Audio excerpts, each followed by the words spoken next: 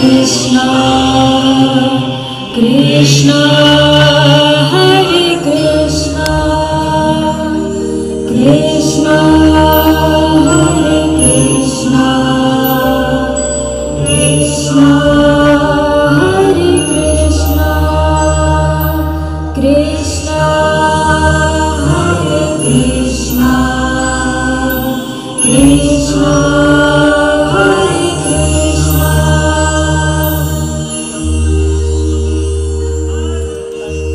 Krishnam Vande Jagadguru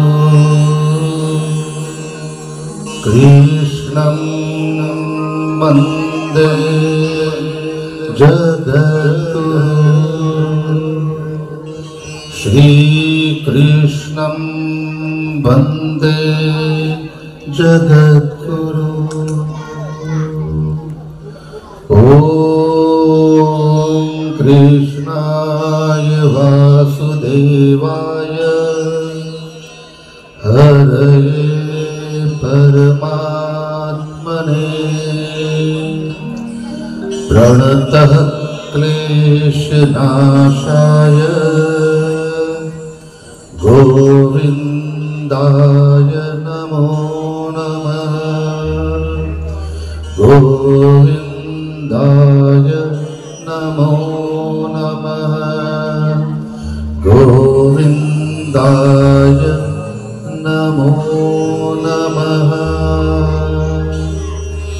Jai Shri Krishna Jai Shri Krishna Jai Shri Krishna वंदन सभी का अभिनंदन। प्यार का गुलजार दे दो तो बड़ा एहसान होगा,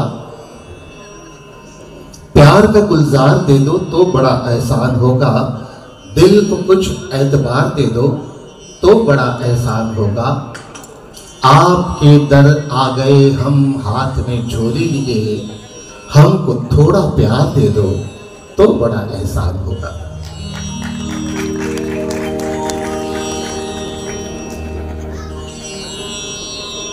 जब भी कोई अच्छा कार्य किया जाता है, ईश्वर की ओर से परीक्षा ली जाती है।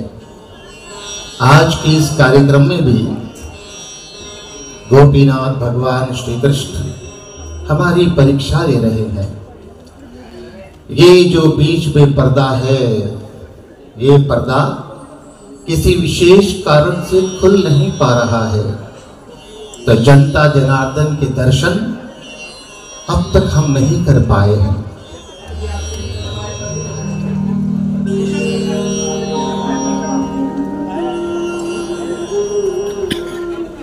अखिल भारतीय महानुभाव परिषद नागपुर की शाखा एवं lions club of Nagpur Ayurveda के संयुक्त तत्वावधान में आयोजित इस कृष्ण भक्ति रस रूप भजन संध्या कृष्णम में आप सभी का हार्दिक स्वागत करते हुए मैं डॉक्टर महेश तिवारी आप सभी को, आए सभी साधु संतों बाबाओं को, lions club of Nagpur Ayurveda के आए हुए सभी पदाधिकारी, डिस्ट्रिक्ट के सभी पदाधिकारी, पालीवाल जी, बोरा जी, राणे जी, अन्य सभी जिनको अब तक मैंने देखा नहीं है मंच से, क्योंकि पर्दा हम सब के बीच है, आप सबका स्वागत करते हुए मैं सभी को दंडवत प्रणाम निवेदित करता हूं। आज का कार्यक्रम अन्य कार्यक्रमों से अलग है, क्योंकि आज के इस कार्यक्रम में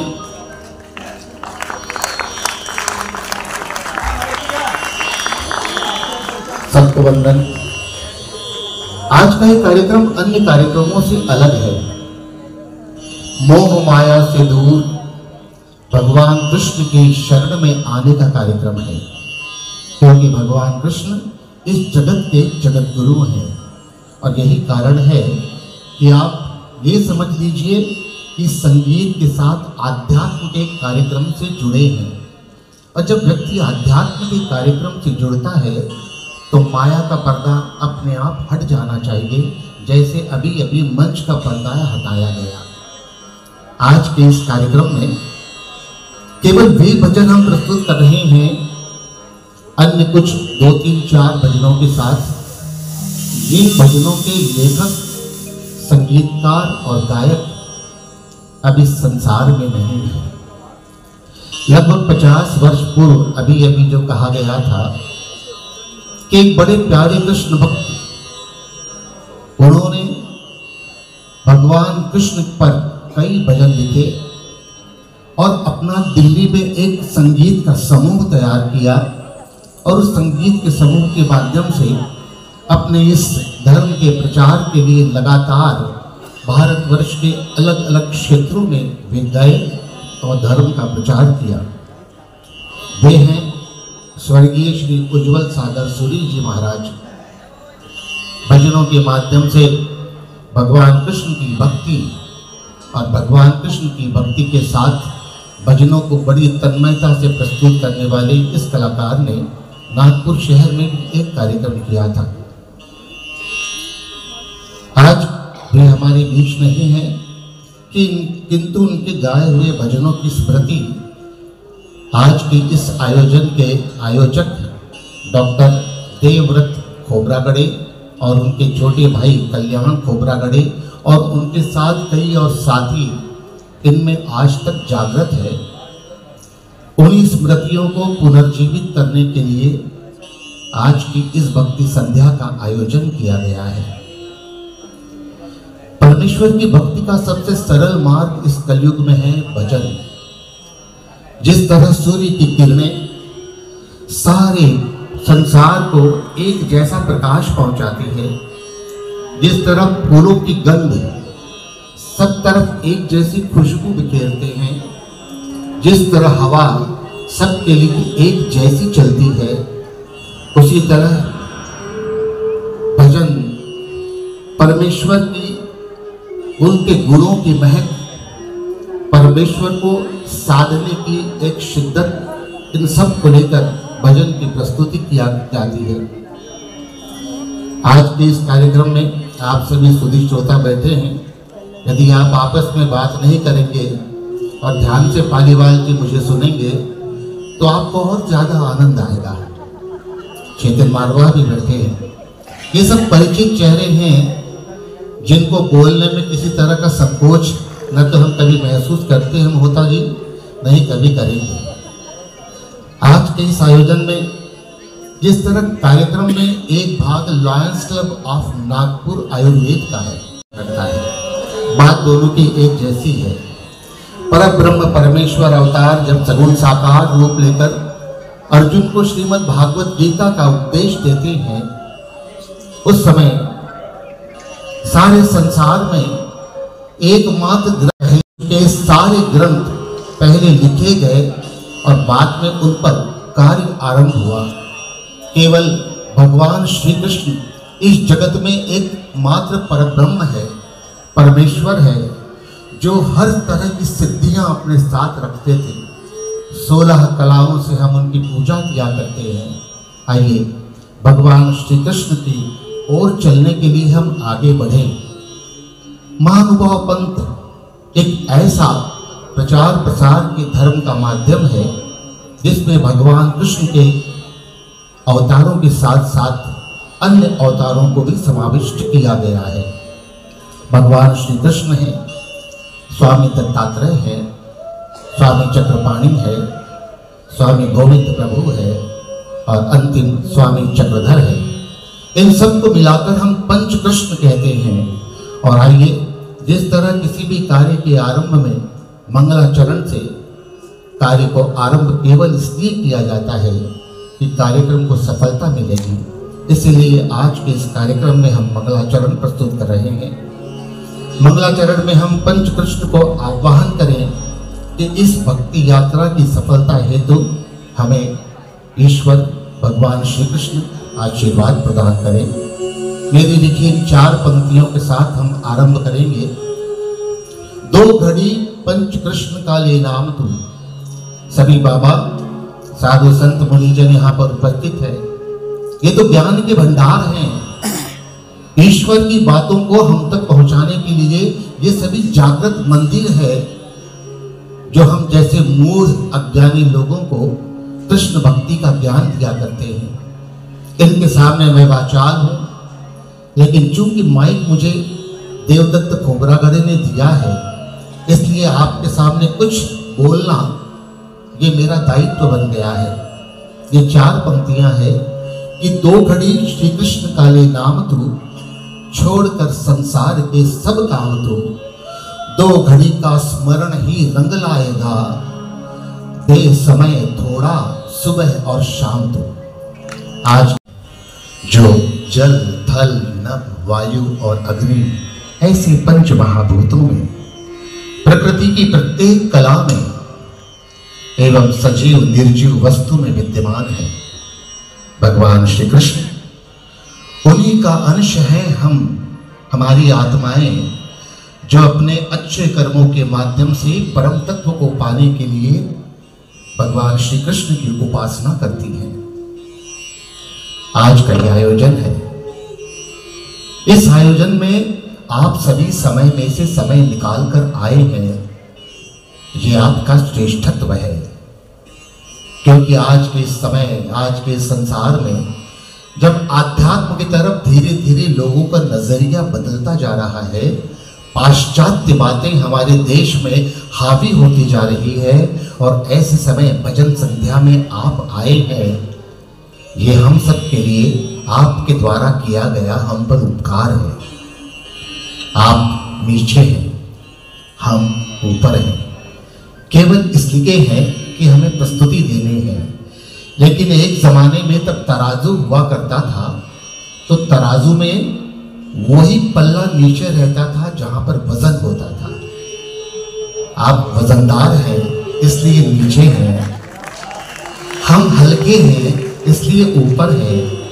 आपकी तालियां हमें वजनदार बनाएगी, मुझे पूरा विश्वास है। आप आशीर्वाद अवश्य दें। आप आए हैं, आपको नमस्कार करना, यहाँ पर साधु संत बाबा जन आए हैं जो भक्ति का मार्ग दिखाते हैं, उनको नमस्कार करना हमारा दायित्व है। क्योंकि नमस्कार सनातनी परंपरा की एक मान्यता प्राप्त विधा है, और इस विधा का पालन करना हम सब के लिए अत्यंत आवश्यक है। आइए भक्ति गीत के अंतर्गत हम अगला गीत आप सबके सम्मुख प्रस्तुत करते हैं।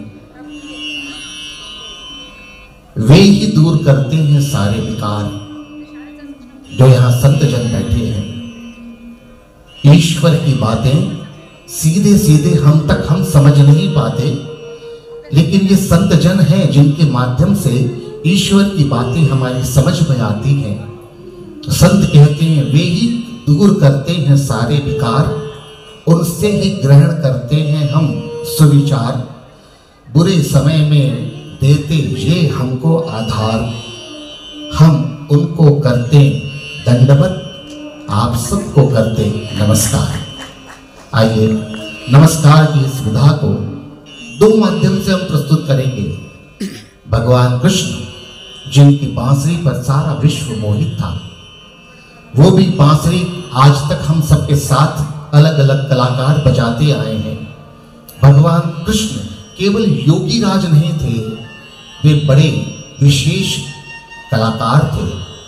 नृत्य की विधा को पूरे ब्रजधाम में उन्होंने जिस माध्यम से पिरोया है, प्रस्तुत किया है, आज भी वो चलन में है। चाहे हम उसको ब्रजधाम का रास कहें, या हम आज की गरबा की बात करें जो देवी की उपासना में है। कृष्ण के अनेकों नाम हैं। यूं तो कृष्ण इस शब्द का अर्थ हम ढूंढे तो वह अर्थ होता है काला, या समानार्थी अंधकार। लेकिन भगवान कृष्ण के नाम का एक अर्थ और होता है आकर्षित करने वाला। भगवान कृष्ण का आकर्षण बड़ा लुभावना है। भगवान कृष्ण जिनकी अनेकों लीलाएं हैं, भगवान कृष्ण इनका पूरा का पूरा देह का वर्णन बड़ी मधुरता से किया गया है। भगवान कृष्ण जो महारास करने वाले हैं, जिनकी वेणु की धुन से विश्व चलायमान रहा है।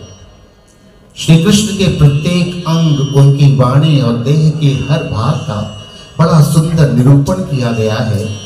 पुष्टि मार्ग के संस्थापक और परम कृष्ण भक्त स्वामी श्री वल्लभाचार्य जी द्वारा हम सभी को ज्ञात है भगवान कृष्ण का जीवन चरित्र क्या है। भगवान कृष्ण के जीवन चरित्र के बारे में नई पीढ़ी को नए नए सीरियल्स के माध्यम से जानकारी मिली है। पहले महाभारत, उसके बाद श्री कृष्ण, जिसमें संगीतकार और गीतकार गायक रविंद्र जैन साहब का संगीत था। कोरोना काल में जब टीवी पर ये सारे सीरियल आने लगे तो भगवान कृष्ण के जीवन चरित्र की जानकारी जनमानस को निकटता से होने लगी। भगवान कृष्ण का जीवन, जेल में जन्म हुआ, जेल के बाहर राजा कंस के रूप में जो आतताई था उनके प्राण लेने को आतुर भगवान कृष्ण का जन्म हुआ। तब मूसलाधार बारिश हो रही थी। माया जागृत हुई। भगवान कृष्ण को उनके पिता वासुदेव यमुना नदी के भीतर से लेकर वे जा रहे थे गोकुल, नंद बाबा के गांव में भगवान कृष्ण को सुखरूप छोड़ने के लिए। लेकिन यमुना नदी मचल उठी, बाढ़ थी। यमुना नदी ने जब तक भगवान कृष्ण के पांव को नहीं छुआ तब तक यमुना नदी शांत नहीं हुई। कृष्ण की लीलाएं अपरंपार हैं। गोकुल पहुंचे कृष्ण। आज के इस आयोजन में अनेक बाल लीलाओं से पूरा का पूरा भगवान कृष्ण का चरित्र है और उस चरित्र में कई बाल लीलाएं तो ऐसी है कि हमें लगता है कि इस बाल लीला को देखो, सुनो और जीवन का आनंद लो। माँ यशोदा, माँ देवकी ने पुत्र प्राप्त किया, लेकिन जननी के पास पुत्र नहीं रहा। पुत्र दूसरी माँ के पास, यशोदा के पास चला गया। भगवान कृष्ण का जीवन बड़े उतार चढ़ाव का जीवन है और यही कारण है कि आजकल ह्यूमन रिसोर्सेज यानी HR के माध्यम से भगवान कृष्ण, भगवान राम, हनुमान जी, ये सारे के सारे नई पीढ़ी को मैनेजमेंट के हिसाब से सिखाए जाने लगे हैं।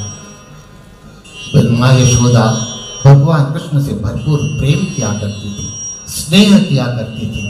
एक माँ के भीतर जो ममत्व रहता है, जो ममता का भाव होता है, केवल माँ यशोदा के मन में ही नहीं, आज की जो माएँ यहाँ बैठी है अपने पुत्र और पुत्रियों के लिए, उनके मन में भी वही भाव है। भगवान कृष्ण का अलौकिक रूप, जो भगवान श्री कृष्ण कर्म पथ पर चलने वाले धर्मध्वज रहे हैं। नंदग्राम, वृंदावन, बरसाना, गोकुल में रहे तो वहां के रक्षक बन के रहे।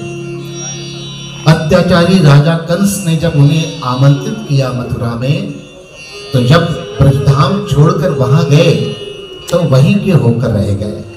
फिर कभी वे लौट कर नहीं आए गोकुल, बरसाना, वहां की गोपियां वहीं पर रही। अभी अभी जो नृत्य हो रहा था उसमें एक विशेष बाल लीला के संदर्भ में आया था नृत्य करते हुए कलाकार।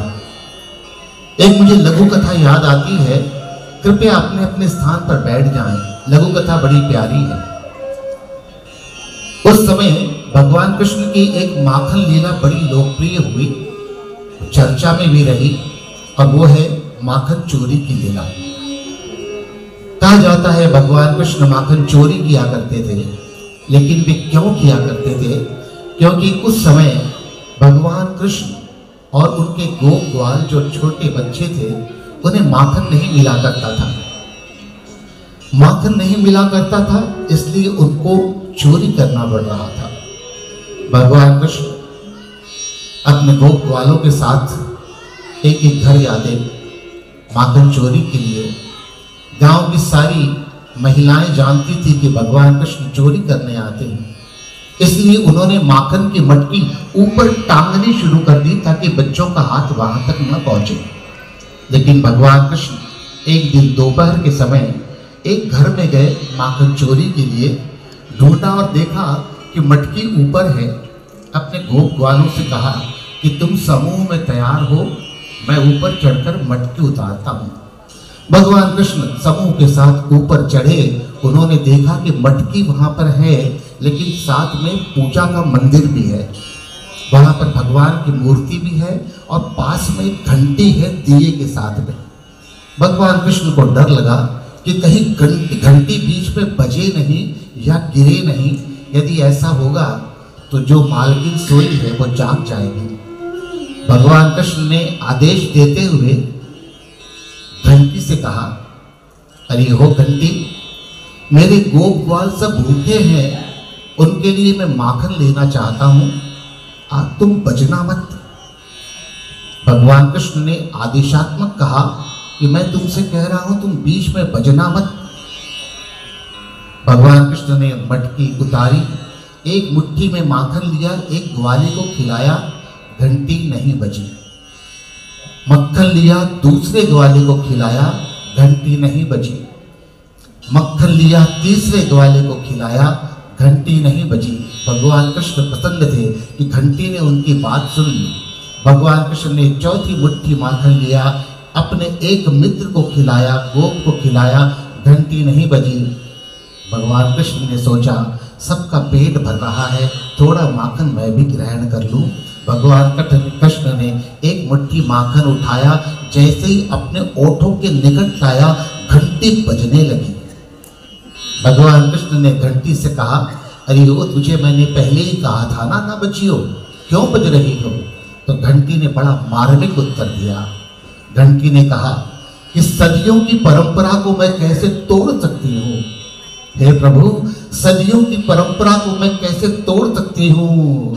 और जब आपको भोग लगे तो मैं बजना कैसे छोड़ सकती हूँ?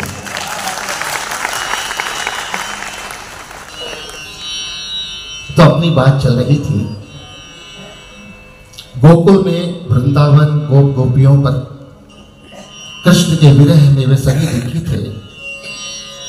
भगवान कृष्ण ने उनके एक परम मित्र थे जो मथुरा में रहते थे, उनका नाम था उद्धव।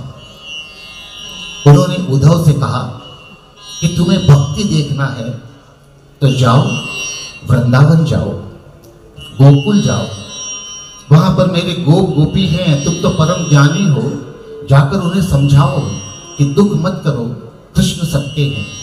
तो उद्धव गए। उद्धव ने वहां जाकर देखा कि गोकुल में भगवान कृष्ण के बिना विरह में सभी कितने व्याकुल हैं। वहां पे गोप ग्वालों की भावों की अभिव्यक्ति पर गोकुल में समझाओ कि कृष्ण सबका है। जब उद्धव गए, उन्होंने वहां सबका विरह देखा, भगवान कृष्ण की याद में वे कितने तड़पते हैं ये देखा। तो जो समझाने ज्ञानी उद्धव गए थे, वे खुद रोने लगे। लोगों ने समझाया कि कृष्ण हमारा है, हम कृष्ण के बिना अधूरे हैं। उद्धव ने ज्ञान देने का प्रयास किया, लेकिन वे नहीं माने। उन्होंने जो अभिव्यक्ति दी है बड़ी सुंदरता के साथ, स्वर्गीय उज्जवल सागर सूर्य जी महाराज ने एक पंक्ति में और एक भजन में उनके भाव व्यक्त किए हैं, और वही आप सबके सम्मुख प्रस्तुत कर रहे हैं। उद्धव ने भगवान कृष्ण से कहा कि जाओ, एक बार गोकुल और चले जाओ, सब बड़े व्याकुल हैं। ये कहते कहते जब उद्धव रो पड़े और रोते रोते उन्होंने जो भगवान कृष्ण को बताया क्या भाव है गोपी जनों के, वही प्रस्तुत कर रहे हैं हम सबके बीच। पुनः एक बार श्री राजेश की दरबारे।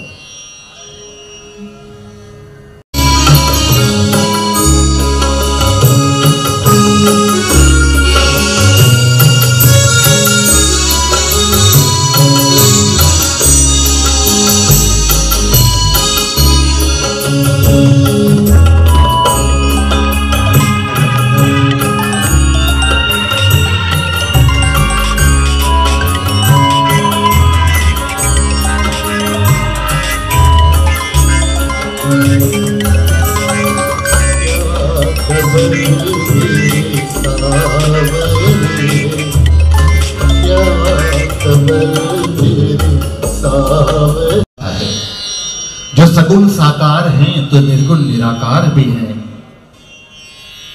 श्री कृष्ण का नयनाभिराम रूप एक तरफ भक्ति की लौ जगाता है, तो निर्गुण निराकार रूप भी हर समय हमको जताता है कि मैं तेरे साथ हूं। आवश्यकता है भगवान के प्रति श्रद्धा की, भगवान के प्रति विश्वास की और भगवान के प्रति भक्ति की। मुझे एक लघु कथा याद आती है। भगवान कृष्ण के एक भक्त जिन्होंने इतनी गहरी भक्ति और साधना की,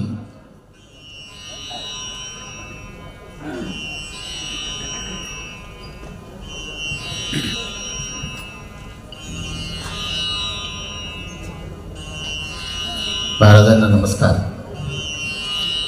भगवान कृष्ण के एक भक्त जिन्होंने गहरी भक्ति और साधना की और ऐसी तन्मयता के साथ भगवान कृष्ण की पूजा किया करते थे, 24 घंटे उनका स्तवन किया करते थे कि भगवान कृष्ण ने उन्हें एक सिद्धि दी।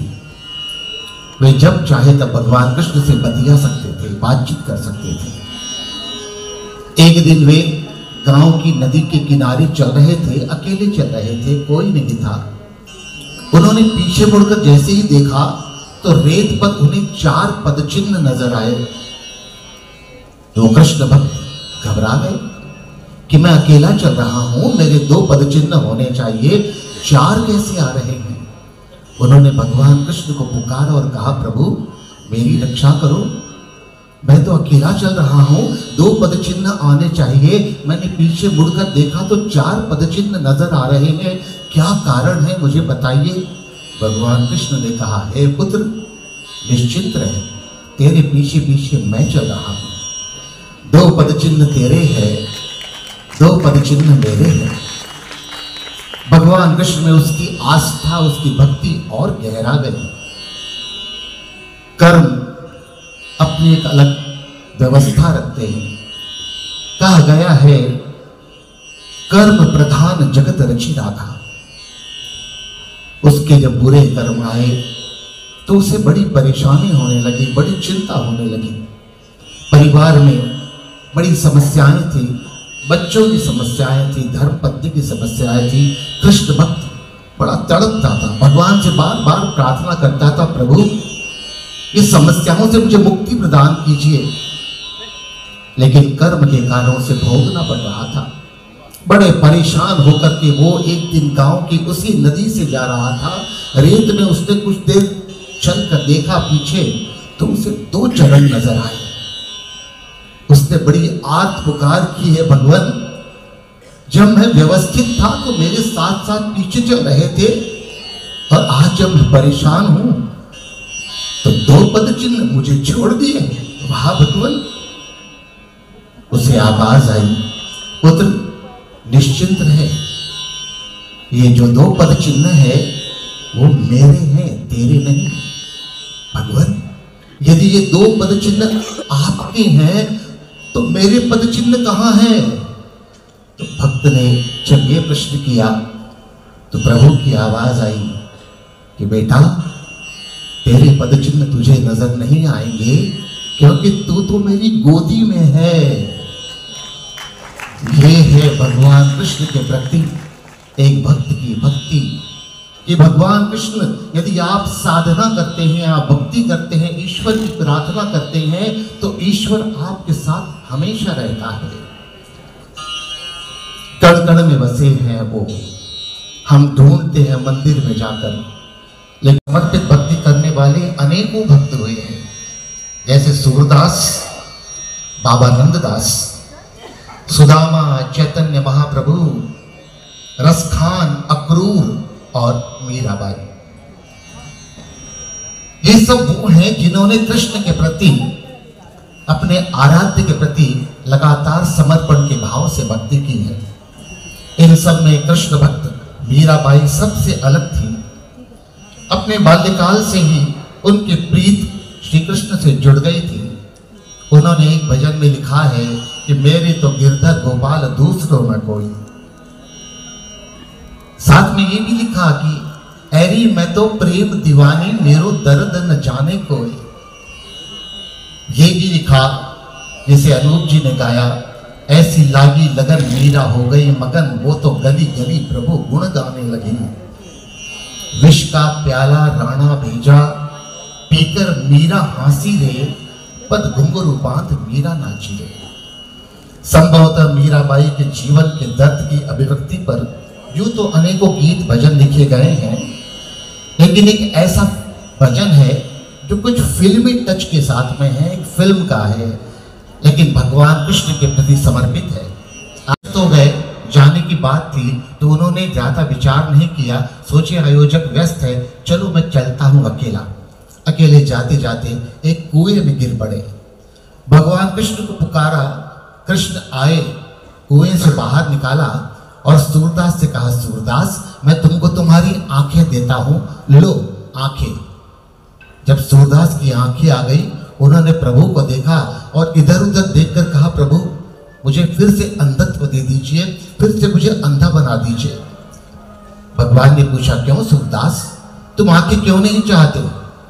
सूरदास ने बड़ा मार्मिक जवाब दिया, उत्तर दिया कि प्रभु यदि मुझे आंखें आ जाएगी तो संसार की माया में मैं भटक जाऊंगा और तेरी उपासना भूल जाऊंगा।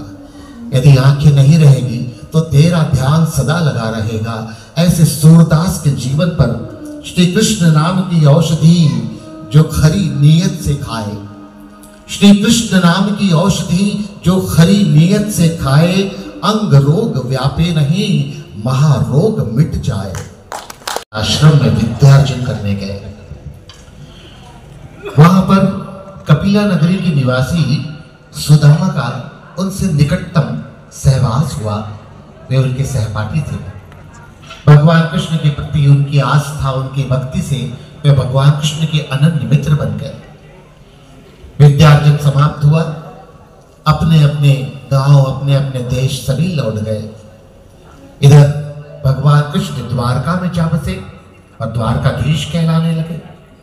उधर सुदामा अपने गांव कपिला नगरी में अपने मित्रों को बताते कि भगवान कृष्ण मेरे बाल सखा हैं, भगवान कृष्ण के साथ मैंने ये किया वो किया, सारी बातें बताते। उनकी धर्म पत्नी जिसका नाम सुशीला था, वो अपनी गरीबी से, अपनी दरिद्रता से बहुत परेशान थी। अपने पति को बार बार कहती, जाओ तुम्हारे द्वारकाधीश के पास जाओ और उससे कहो कि मैं कितने कष्ट में हूं, मैं तुम्हारा मित्र हूं। लेकिन भगवान के पास अपनी बात लेकर जाना नहीं चाहते थे सुदामा। सुदामा का स्वभाव संतोषी था, लेकिन जिसकी पत्नी पति के पीछे पड़ जाए और पति नहीं माने, ऐसा कभी हो नहीं सकता। मेरी पत्नी से लेकर आप सबकी पत्नी सभी एक तरह की है, जिस तरह सुदामा की पत्नी सुशीला थी। सुशीला के बार बार आग्रह पर अंततः पक्का कर लिया कि चलो मैं भगवान कृष्ण से मिलने द्वारका जाता हूं। भगवान कृष्ण से मिलने के लिए कुछ न कुछ उपहार तो चाहिए ना।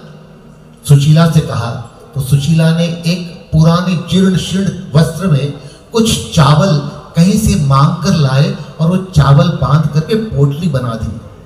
भगवान कृष्ण का स्मरण करते हुए जा रहे हैं द्वारका की नगरी की तरफ सुदामा। ऐसे समय एक भक्ति गीत जन्म लेता है और लगातार चल रहे थे। पैरों में छाले आ गए, रक्त बहने लगा, लेकिन भगवान कृष्ण से मिलना है। अपनी पत्नी सुशीला का आग्रह है तो भगवान कृष्ण से मिलने के लिए अंततः द्वारका नगरी सुदामा पहुंच गए। द्वारका नगरी पहुंचने के बाद पता पूछते पूछते महल तक पहुंचे और महल में उन्होंने सामने खड़े द्वारपाल से कहा कि हे द्वारपाल, मैं सुदामा हूं, भगवान कृष्ण का मित्र हूं मैं, मुझे उनसे मिलना है, मुझे मिलने दो। सबसे पहले उनके पैरों से बहते रक्त को देख, भीगे खराब कपड़ों को देख द्वारपाल के मन में आया कि ये कृष्ण भगवान का मित्र कैसे हो सकता है, द्वारकाधीश का ये मित्र। उसने उलाहना देते हुए उपहास करना शुरू किया। कहां से आए हो, कैसे हो, कितना झूठ बोलोगे कि मैं भगवान कृष्ण का भक्त हूं, तुम्हें लज्जा नहीं आती? तुम ऐसे भगवान कृष्ण द्वारकाधीश और तुम उसे अपना मित्र कहते हो? द्वारपाल को उन्होंने रोते गिड़गिड़ाते कहा, नहीं, मैं भगवान कृष्ण का सचमुच मित्र हूं। तुम एक बार मेरे कान्हा से जाकर कहो कि कपिला नगरी से तुम्हारा सुदामा आया है, बस इतना कहो, इतनी कृपा करो। जो सारा का सारा वातावरण था, कुछ द्वारपाल उपहास कर रहे थे, कुछ उस रोते बिलखते सुदामा को देखकर अंततः एक द्वारपाल ने कहा, ठीक है भाई, तुम यहां बैठो, मैं भगवान कृष्ण के पास जाकर तुम्हारा संदेशा पहुंचाता हूं, फिर वो क्या कहते हैं तुम्हें बताऊंगा। सुदामा भगवान कृष्ण की राह पे देखते देखते बैठे हैं और इसी भाव दौड़े दौड़े आए कि मेरा मित्र सुदामा आया है। मित्रता के प्रति कृष्ण और सुदामा की जो जोड़ी है वो अनंत काल तक स्मरण में रहती है। अंततः अहंकारी दुर्योधन के कारण ये तो निश्चित हो गया, एक युद्ध होगा। अलग अलग राजाओं के पास दुर्योधन जाते, अर्जुन जाते कि हमारी मदद करो, युद्ध में हमारे साथ रहो। इसी तरह भगवान कृष्ण के पास भी दुर्योधन पहुंचे और अर्जुन भी पहुंचे। दोनों का समय एक था।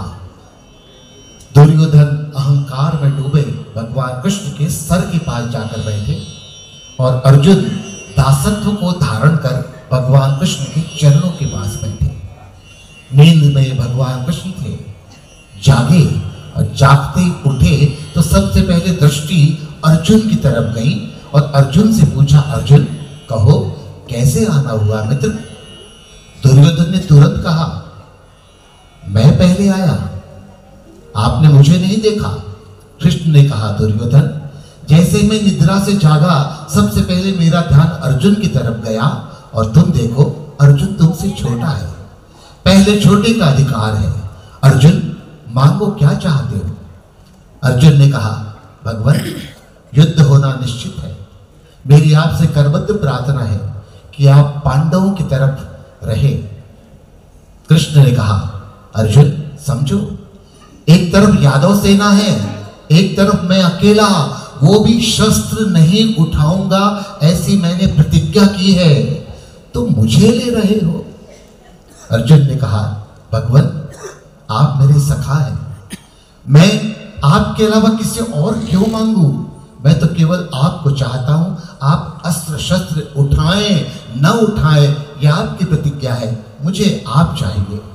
दुर्योधन प्रसन्न हुआ। अकेले कृष्ण जो शस्त्र नहीं उठाएंगे युद्ध में उनकी उपयोगिता तो कम रहेगी। यादव सेना, विकराल सेना, प्रचंड सेना। दुर्योधन प्रसन्न हो गया। उसने कहा, ठीक है, अर्जुन ने जो मांगा छोटा होने के नाते मैं उसको देता हूं, यादवी सेना मुझे दे दो। यही भाव, यानी मांगने का अधिकार सबसे पहले छोटे को मिलना चाहिए। अर्जुन के भाव को स्वीकार करते हुए अर्जुन की प्रार्थना पर भगवान कृष्ण उनके सारथी बनने को तैयार हो गए। भगवान कृष्ण दासों के दास है। अपने भक्त के लिए भगवान कृष्ण कुछ भी कर सकते हैं, वही कृष्ण ने किया। एक तुम्हें पाकर सब कुछ पा लिया। अर्जुन के उवाच्य हैं कि एक तुम्हें पाकर सब कुछ पा लिया और ना किसी का आसरा चाहिए, लाख सहारे मिल जाएं फिर भी झूठे हैं, मुझे बस श्री कृष्ण का सहारा चाहिए। यदि यही भाव, उसी तरह इस संसार रूपी सागर में भजन की सीप के भीतर रत्न होता है। भजन एक विधा है, एक विधान है और उस परमेश्वर तक पहुंचने का एक सोपान है। तन मन को जागृत करने वाली संजीवनी है भजन। भजन एक मणिमाल है जिसके माध्यम से परम परमेश्वर तक हम सदा पहुंच सकते हैं। कर्मण्येवाधिकारस्ते मां फलेषु कदाचन मां कर्म फल हेतुर्ब्रुमा ते संगोस्तव कर्मणि। मानव तू कर्म कर, फल की चिंता मत कर, मैं ही सत्य हूं, मैं ही सब कुछ करूंगा। इसी भाव को भजन रूप में प्रस्तुत करने आ रहे हैं। ये सारे रिश्ते नाते मिथ्या है। कृष्ण कहते हैं होगा वही जो मैं चाहूंगा, होगा वही जो होना है। इसलिए क्यों हंसता क्यों रोता पगले, होगा वही जो होना है। प्रस्तुत करने आ रहे